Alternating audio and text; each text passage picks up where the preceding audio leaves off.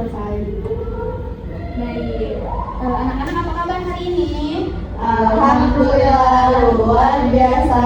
Allahu Akbar. Selalu bahagia, selalu ceria, ajaib. Alhamdulillah masih pada ceria kan hari ini?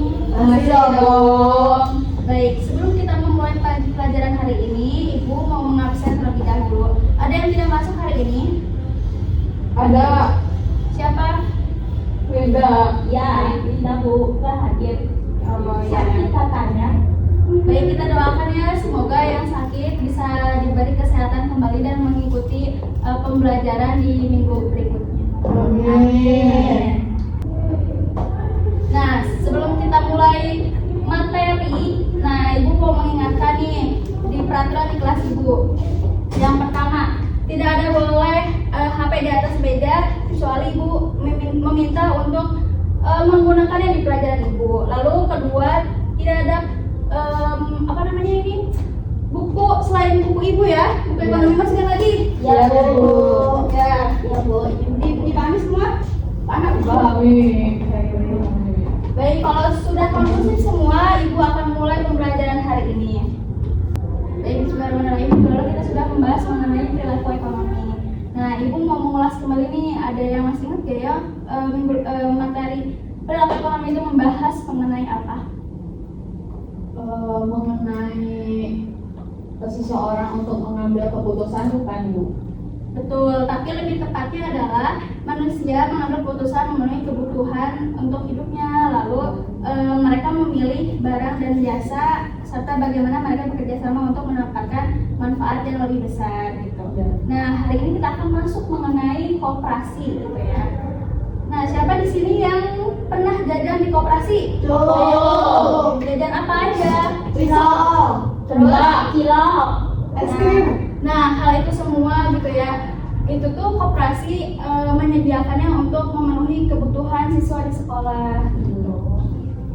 Nah, adapun juga tujuan pembelajaran kita hari ini yaitu yang pertama, siswa memahami sejarah dan pengertian dan prinsip koperasi. Lalu yang kedua, siswa mengenal jenis-jenis koperasi serta kegiatan usaha yang dijalankan. Lalu yang ketiga, siswa mampu menjelaskan struktur organisasi, koperasi dan fungsi setiap bagiannya. Lalu yang keempat, ada siswa memahami sumber modal koperasi dan acara perhitungan SHU. Gitu. Lalu yang kelima, siswa dapat menganalisis masalah koperasi dan memberikan solusi. Gitu. Nah, yang keenam ini, siswa mampu mengamati dan menilai koperasi di lingkungan sekitar. Dan yang terakhir, siswa dapat mensimulasikan penelitian koperasi ini sebagai penerapan materi. Nah, ini tujuan pembelajaran kita ya hari ini anak-anak. Iya, Bu. Oke, kita lanjut materi awal. Yang pertama ada sejarah koperasi. Nah, sejarah koperasi ini ada yang tahu gak ya, dulunya ternyata koperasi ini ternyata didirikan karena dulu masyarakat tuh banyak yang mengalami kesulitan gitu memenuhi kebutuhan hidupnya. Ada yang tahu? Enggak tahu. Jika tidak, baik, jika tidak ada yang tahu, kita akan memulai gimana sih sejarah koperasi ini awalnya gitu ya. Nah, yang pertama ini berawal dari bapak koperasi dunia gitu, yang bernama Robert Owen dari Inggris. Dia menciptakan koperasi di dunia karena pada saat itu menurut bapak Robert ini membuka peluang besar gitu bahwa koperasi ini tuh usaha yang sangat menjanjikan, seperti itu dia mengatakannya. Lalu tidak lama masuklah ke Indonesia pada tahun 1896 oleh Raden Patih Arya Biraja di Purwokerto. Karena pada saat itu masyarakat Indonesia ini terlilit utang yang sangat besar gitu ya oleh Raden Patih. Nah, maka dari itu Bapak Raden Patih Arya ini membuat koperasi yang ingin membantu masyarakat Indonesia pada saat itu. Nah, mulailah terbentuk koperasi di Indonesia. Lalu yang melihat pergerakan itu, Hindia Belanda yang pada saat itu masih menjajah Indonesia, Hindia Belanda yang saat itu masih menjajah Indonesia, melihat pergerakan koperasi sangat besar gitu. Dia ingin masuk dan menguasai koperasi. Nah, karena ada ikut campur dari Hindia Belanda,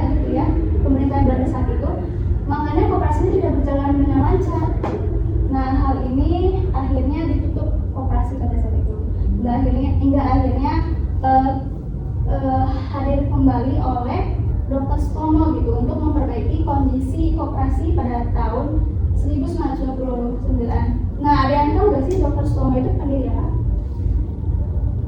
Nggak tahu Bu. Nah, Dr. Sutomo ini pendiri Budi Utomo. Ada yang tahu? Oh iya tahu. Oh, iya, tahu. Oh iya. Nah, Budi Utomo ini selain pendiri Budi Utomo, Dr. Sutomo ini membentuklah PNI, yaitu Partai Nasional Indonesia. Nah, sampai di sini ada yang mau tanyakan dulu sebelum kita lanjut materi selanjutnya? Cukup Bu. Tidak ada Bu. Baik, jika tidak ada kita lanjut materi berikutnya. Nah, siapa yang mau membacakan pengertian koperasi ini? Aku Bu. Boleh, Hanum. Silakan. Jadi menurut Undang-Undang Nomor 25 Tahun 1992 itu, koperasi adalah badan usaha yang beranggotakan seorang atau badan hukum koperasi dengan melandaskan kegiatannya berdasarkan prinsip koperasi sekaligus sebagai gerakan ekonomi rakyat yang berdasar atas asas kekeluargaan. Baik, nah bisa disimpulkan bahwa pengertian koperasi ini badan usaha yang dijalankan oleh anggotanya gitu. Bukan mendapatkan keuntungan, tapi mendapatkan hasil yang sama dan merata begitu. Bisa dipahami? Bisa Ibu. Baik, selanjutnya kita akan lanjutkan ke materi berikutnya. Nah, sebelum masuk ke dasar-dasar koperasi, Ibu mau nanya dong. Tadi tuh mengenai pengertian materi tadi, kalau kita menjalankan usaha bareng-bareng, menurut kalian enak gak sih? Enak. Betul ya, enak. Kenapa enak? Karena kita bisa mendapatkan hasil yang sama bareng-bareng gitu. Nah, selanjutnya di sini kita masuk materi dasar-dasar koperasi. Ada prinsip koperasi, yaitu keanggotaan sukarela dan terbuka. Jadi siapa saja boleh masuk gitu. Tidak memandang kasta, tidak memandang bulu pokoknya ya gitu. Hanu atau Nopi gitu bisa masuk gitu. Lalu pengelolaan secara demokratis, jadi terbuka suara gitu, suaranya untuk siapa aja, jadi tidak hanya satu suara gitu, jadi bersifat secara demokratis. Lalu yang ketiga ada prinsip ekonomi anggota gitu. Jadi prinsip ekonomi anggota ini terdapat struktur-strukturnya gitu. Hal ini tuh untuk supaya lebih rapih gitu dan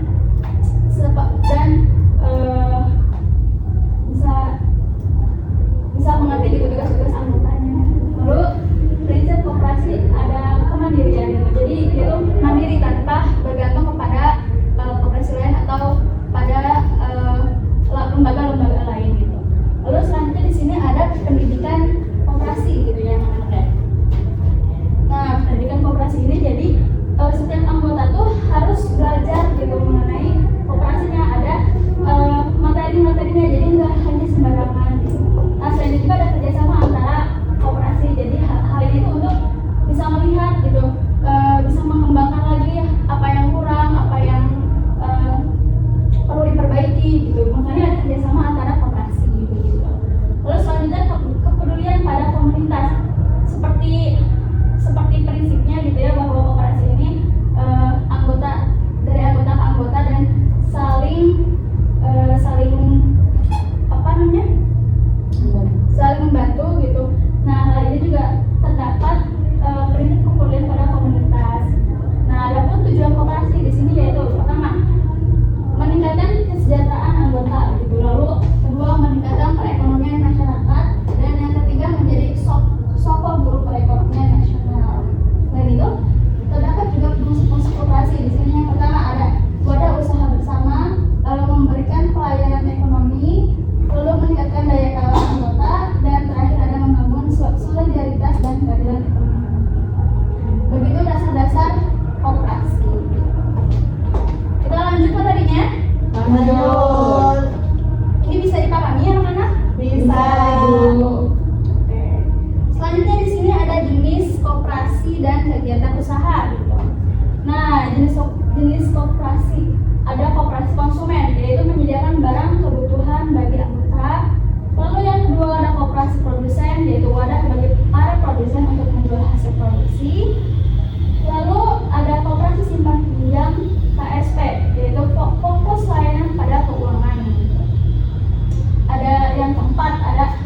koperasi jasa gitu, bergerak di bidang jasa, misalnya transportasi, salon gitu ya. Jadi bukan hanya koperasi simpan pinjam yang kita tahu gitu. Lalu selanjutnya ada koperasi serba usaha gitu, memiliki berbagai unit usaha sekaligus gitu. Jadi berbagai usaha ada di koperasi gitu, kan? Oke, selanjutnya di sini ada koperasi usaha kegiatan usaha maksudnya. Nah, yang pertama ini simpan pinjam, pinjaman dengan bunga ringan. Lalu yang kedua ada distribusi barang, ada warung gitu, koperasi contohnya. Nah, yang ketiga ada produksi bersama. Contohnya adalah kerajinan, hasil tani gitu. Yang keempat ada pemasaran, menjual produk angkutan.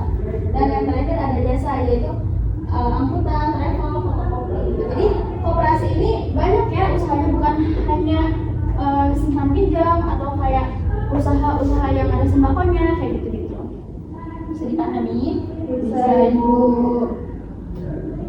Oke, untuk selanjutnya di sini ada struktur organisasi koperasi. Yang pertama ada rapat anggota. Nah, apa aja sih di dalamnya? Nah, di rapat anggota ini ada memegang kekuasaan tertinggi gitu. Lalu yang kedua ada menentukan kebijakan umum, memilih pengurus dan pengawasnya. Lalu ada pengurus gitu. Nah, pengurus ini untuk mengoperasional koperasi gitu. Lalu ada mengelola usaha dan keuangan. Lalu ada yang bertanggung jawab kepada rapat anggota gitu. Nah, yang terakhir ini ada pengawas gitu. Ya, pengawas ini untuk mengawasi jalannya koperasi, memeriksa laporan keuangan dan memberikan rekomendasi perbaikan. Jadi ada berapa struktur organisasi koperasi di sini? 3. Ada Rapat anggota, pengurus, dan pengawas. Wah, kerennya kalian hebat banget. Pinter-pinter ya di kelas ini. Iya, Bu. Nah, di sini ada yang mau ditanyakan dulu nggak? Sebelum kita lanjut. Aku mau nanya, Boleh, Novi. Ibu, apakah semua anggota koperasi bisa nggak jadi pengurus atau pengawas? Wow, betul banget, bagus banget pertanyaannya. Nah, boleh ya kalau misalkan mereka tuh udah memenuhi syarat. Apa aja sih misalnya syaratnya gitu kan ya. Nah, seperti yang pertama syarat seperti kompeten, jujur, disiplin. Nah, itu udah bisa menjadi anggota koperasi gitu. Ya, 3 ini bisa masuk gitu. Bisa dipahami? Bisa, terima kasih Ibu. Terima kasih Novi atas pertanyaannya, good job ya. Oke, selanjutnya di sini ada keuangan koperasi atau modal SHU gitu. Nah, ternyata di koperasi juga ada sumber modal koperasi. Ada 4 sumber modal koperasi. Yang pertama simpanan pokok. Simpanan pokok ini dibayar sekali saat masuk menjadi anggota gitu. Lalu yang kedua ada simpanan wajib, dibayar rutin tiap bulan gitu. Kalau di kelas contohnya kayak ini kali ya, kayak uang kas. Nah, kalau yang ketiga modal pinjaman dari bank, lembaga lain atau anggota gitu. Lalu yang keempat ada modal hibah atau bantuan yang tidak mengikat. Jadi ada yang suka menyalurkan dananya gitu. Nah, di sini juga ada cara untuk menghitung SHU. Yang pertama SHU kotor ini disebutnya ya. Nah, gimana cara menghitungnya? Pertama, pendapatan koperasi dikurangi beban usaha, dikurangi kewajiban lain, itu disebut SHU kotor. Lalu selanjutnya, kenapa Meli sakit? Mau ke UKS Meli? Enggak. Masih kuat, masih bisa ikut pelajaran? Oke, kita lanjut lagi ya. Iya. Oke, nah selanjutnya ada SHU anggota. Nah, SHU anggota ini jasa modal ditambah jasa usaha. Jadi nanti setiap anggota tuh bisa dapat penghasilan dari koperasi tersebut gitu. Nah, gitu. Jadi kesimpulannya adalah SHU adalah selisih pendapatan dan beban koperasi yang menghasilkan SHU kotor sebagai keuntungan setahunan. Nah, SHU kotor lalu dibagi kepada anggota berdasarkan partisipasi, simpanan, serta alokasi untuk dana cadangan dan pendidikan gitu. Nah, untuk SHU seperti ini ya, mengerti? Mengerti, Bu. Baik. Jika sudah mengerti, kita akan masuk ke diskusi kelompok. Nah, baik, Ibu di sini akan membagi 3 kelompok. Nah, yang kelompok 1 barisan pertama Hanum, kelompok kedua Novi, dan kelompok ketiga Meli gitu. Nah, apa sih Bu tugasnya tuh? Nah, jadi tiap-tiap kelompok ini akan mencari materi yang sudah kita lihat tadi gitu ya, sudah kita pelajari tadi. Nah, kelompok 1 ini akan menjadi permasalahan koperasi dan solusi. Yang pertama tugasnya identifikasi 3 masalah utama yang sering terjadi pada koperasi gitu. Yang kedua, berikan solusi kreatif untuk setiap masalah, dan terakhir contoh masalah partisipasi rendah, modal minim, manajemen kurang transparan gitu. Nah, untuk kelompok 1 bisa dipahami? Pahami Bu. Oke, untuk kelompok 2 tugasnya adalah studi kasus koperasi di sekitar. Yang pertama, pilih 1 koperasi nyata di sekolah atau desa atau pasar gitu ya. Misalnya kayak koperasi sekolah yang ada di kita gitu, itu boleh. Lalu yang kedua, analisis jenis koperasi, kegiatan usaha dan kelebihan dan kekurangannya. Lalu bagian perbaikan yang realistis, dan terakhir contoh koperasi sekolah yang menjual ATK, modal yang terbatasi. Nanti Ibu. nah, untuk terakhir, simulasi pendirian koperasi ini. Tugasnya tentukan nama dan jenis koperasi yang akan didirikan, lalu membuat struktur organisasi sederhana kayak rapat anggota, pengurus, dan pengawas yang tadi sudah Ibu jelaskan gitu ya. Selanjutnya tentukan unit usaha seperti kantin, jasa fotokopi gitu. Lalu yang keempat ini susun modal awal 9 pokok wajib, dan buat simulasi pembagian SHU sederhananya.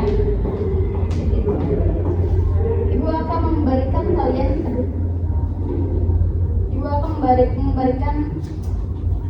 lembar kerja buat kalian.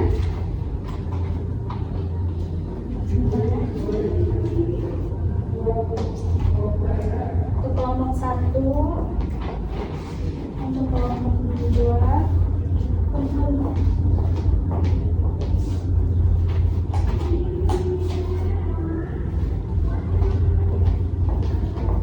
dan untuk kelompok 3.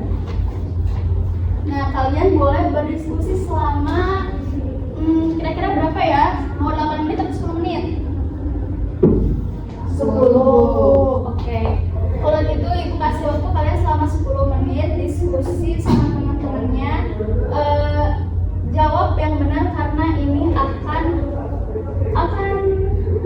nilainya masuk ke nilai UAS. Siap Bu. Bisa dipahami? Bisa Ibu. Kalau bisa dipahami, kita mulai dari sekarang ya. Oke Bu.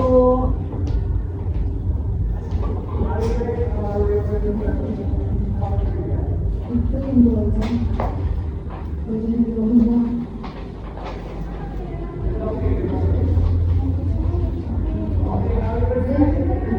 Kita mana sih? Gue dari Aldi. Bayar kok kalau udah tahu izin aja gue. Soalnya sakit. Gimana ini anak-anak? Ibu, itu nanti yang ini kan. Iya, nanti kalau kamu menjelaskan mengenai anggota yang jarang dapat kenapa kayak gitu. Terus nanti solusinya apa? Misalkan contohnya buat program reward kayak gitu. Oke, berarti yang ini aja ya Bu. Iya. Ajak teman-temannya ya ngobrol. Iya Ibu. Guys. Kenapa Meli? Ada yang mau ditanyakan?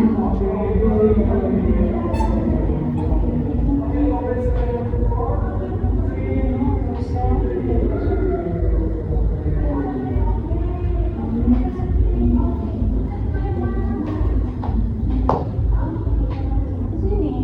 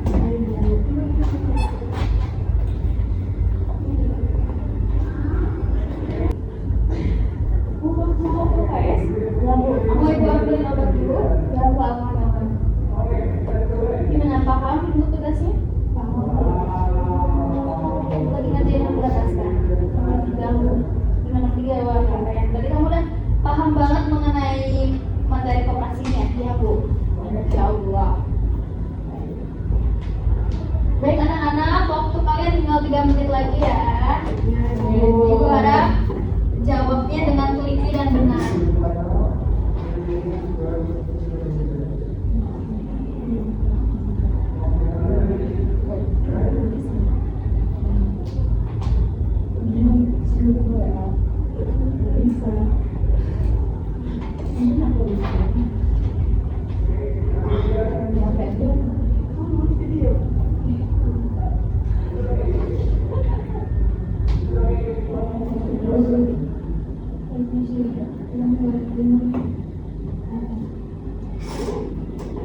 Gimana ini kelompok 1, 2, 3 udah pada beres semua? Udah Bu.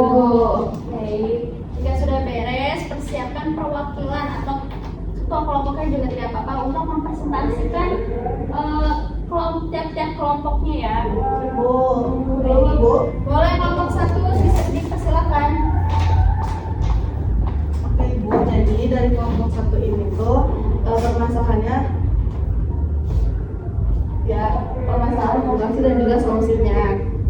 Nah, jadi untuk masalah pertamanya itu partisipasi anggota yang rendah itu anggota yang misalnya jarang ikut rapat gitu ya Bu di sebuah himpunan misalnya. Nah, tidak aktif memberi saran dan juga kurang memahami kegiatan koperasi.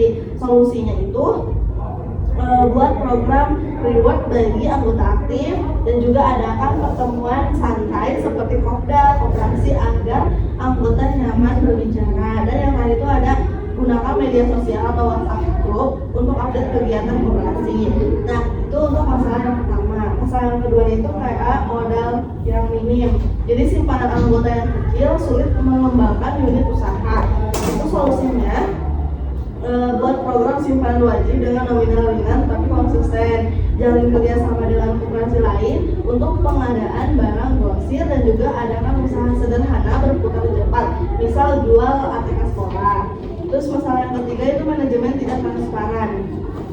Jadi laporan keuangan itu tidak jelas, anggota juga tidak tahu arus dananya tuh diperuntukkan kemana gitu. Nah solusinya itu rapat anggota harus diadakan minimal 2 kali setahun. Buat papan informasi keuangan di ruang koperasi juga gunakan aplikasi pencatatan digital sederhana seperti Excel.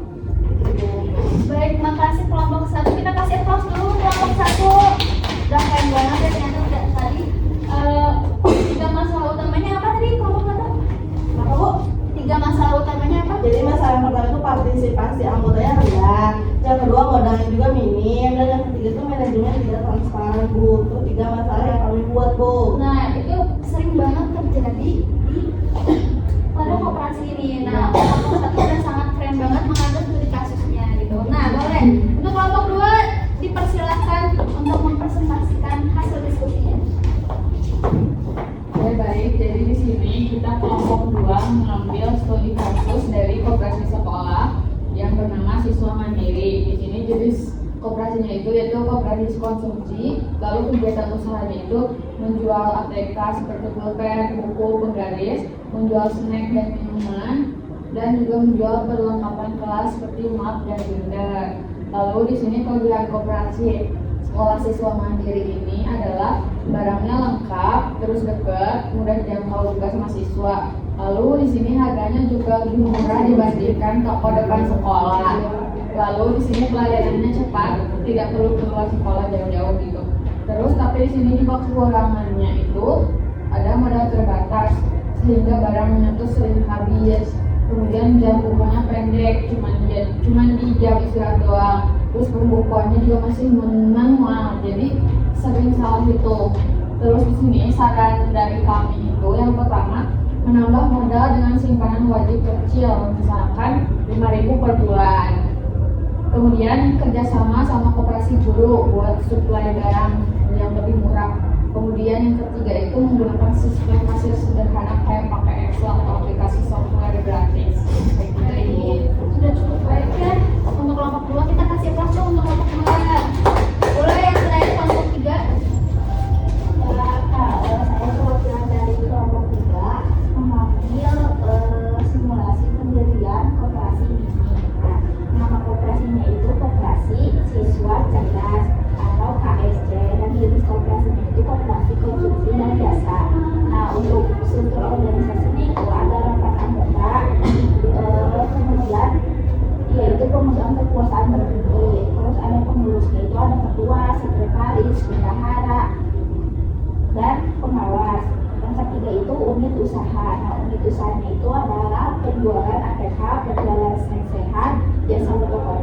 nyiapin tugas, terus top up imani siswa, terus yang keempat itu ada modal awal koperasi. Nah, simpan pokoknya itu 10.000 dikali 20 anggota jadi 200.000. Nah, simpanan lebihnya itu 5.000 dikali 20 anggota yaitu 100.000. Jadi total modal awal itu 300.000. Nah, untuk simulasi pembagian SHU-nya itu SHU tahun ini itu 500. Nah, pembagian SHU itu 40% untuk desa anggota yaitu 200.000, 30% untuk modal anggota yaitu 150 dan 30% untuk cadangan koperasi yaitu 150. Nah, contoh anggota yang sering belanja itu kontribusinya itu 10%.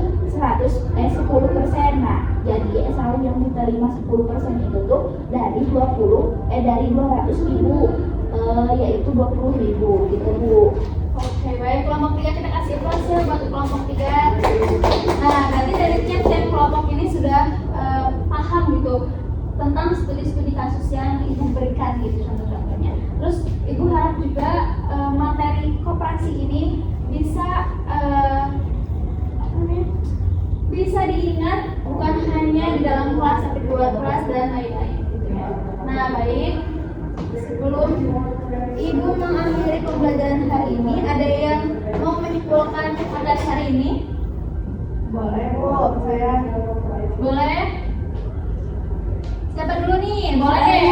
Boleh deh, Meli duluan ya. Jadi kita tuh sudah belajar mengenai awal mula sejarah koperasi, prinsip-prinsip koperasi, struktur organisasi koperasi, sama cara menghitung SHU. Ya, baik.